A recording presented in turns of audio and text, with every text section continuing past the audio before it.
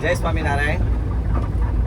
આજે આપણે સૌ BAPS સ્વામિનારાયણ સંસ્થા એટલે કે બોચાસણવાસી અક્ષરપુત્ર સ્વામિનારાયણ સંસ્થાના નેજા હેઠળ અમદાવાદ જિલ્લામાં એક નૈનપુર ગામ છે નાનું, ને અમદાવાદ તાલુકામાં આવે આમ. એ નૈનપુર એક એવું તીર્થધામ બની ગયું છે કે જે ફાર્મ હતું પહેલાં. પ્રગટ બ્રહ્મ સ્વરૂપ મહંત સાહેબ મહારાજ જ્યારે કોરોના કાળમાં જ્યારે આખા દેશમાં લોકડાઉન થયું તે દિવસથી 485 દિવસ એટલે કે 16 મહિના એક જ ધારું એક જ જગ્યાએ પોતે જ્યાં રહ્યા એ તીર્થધામ બન્યું.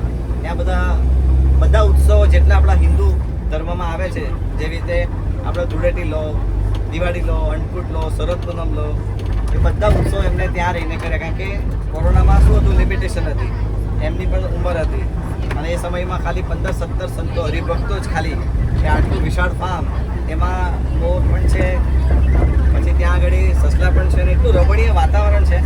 તમે જ્યાં જશો ને અત્યારે તો તમે એક દિવ્ય ભૂમિકામાં આવી જશો.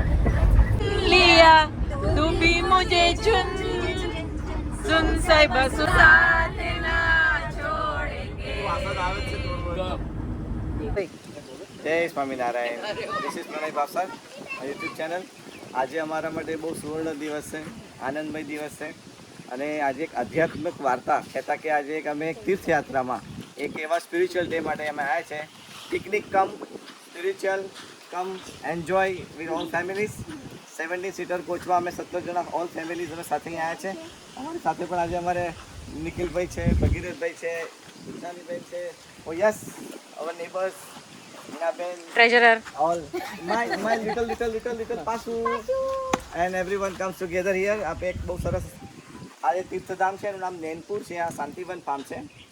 પરમ પૂજ્ય પ્રમુખ સ્વામી મહારાજ અહીંયા પણ પધારી ચૂકેલા છે. બ્રહ્મ સ્વામી યોગીજી મહારાજ પધારી ચૂકેલા છે. બહુ પ્રસાદીની જગ્યા છે. એનો આખો મહિમાનો ઇતિહાસ હું તમને જણાવું છું. પ્રગટ બ્રહ્મ સ્વરૂપ મહંત સ્વામી મહારાજ આ સ્થાનમાં કોરોના કાળમાં 485 દિવસ નોનસ્ટોપ 485 ડેઝ આ જગ્યાએ રહી અને બહુ દિવ્ય બધી લીલાઓ કરી હતી. બહુ બધી એની અતિશય બધી દિવ્ય લીલાઓની બધી યાદો છે, અહીંયા મૂર્તિઓ છે કે જેની આપણે અહીંયા આગળ ફોટોગ્રાફ દ્વારા જોઈશું. એવા દરેક જગ્યાએ ફોટોગ્રાફ મૂકેલા છે. દરેક સ્પોટ ઉપર જ્યાં જે ઉત્સવ કર્યા છે મહંત સ્વામી મહારાજ, ત્યાં નીચે એક બારકોડ છે. તમે એને સ્કેન કરો તો તમને આખો પ્રસંગ તમને વિડીયો દ્વારા યુટ્યુબ દ્વારા જોવા મળશે. એટલે આજે અમારે અહીંથી સાંજ સુધીનો પ્રોગ્રામ. સ્વિમિંગ પુલ પણ અહીં વ્યવસ્થા છે. અહીંયા વ્યવસ્થા કેટલી સારી છે કે બહેનો માટે અલગ વ્યવસ્થા અને પુરુષો માટે અલગ, બંનેની એક સેપરેટ વ્યવસ્થા છે. એટલે અહીંયા જાતે બધા રસોઈ બનાવીશું. રસ પૂરી શું છે આજે પ્રોગ્રામ મેન્યુ શું છે બધા જરા please even manager please come here. What is the programme today? આજે મેનુ છે ને મેનુ જેના માટે પછી રમકડા ખરા? હા ચલો. અરે વાહ, તમે આ રીતે બપોરે જાતે બધા રસોઈ કરીશું, અહીંયા બધા જમીશું, પછી બધા સ્વિમિંગ કરીશું, સાંજે પછી નડિયાદ મંદિરે જઈશું. ભગીરથભાઈ, તમારે આ મેનેજર વિશે શું કહેવું છે?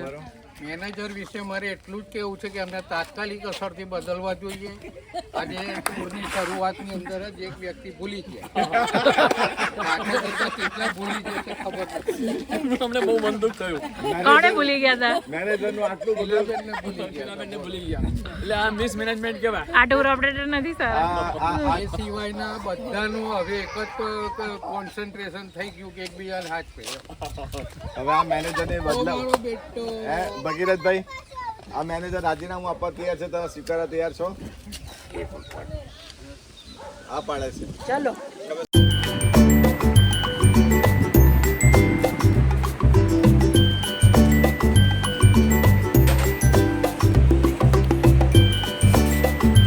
બાસુ કે બાસુ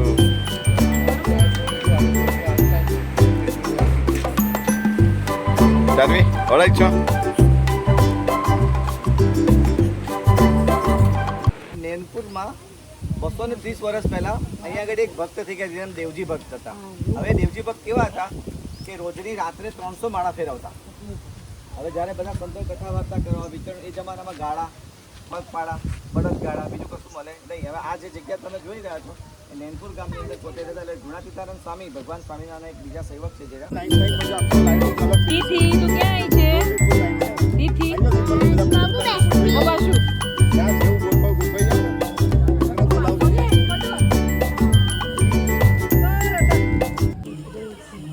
જય સ્વામિનારાયણ.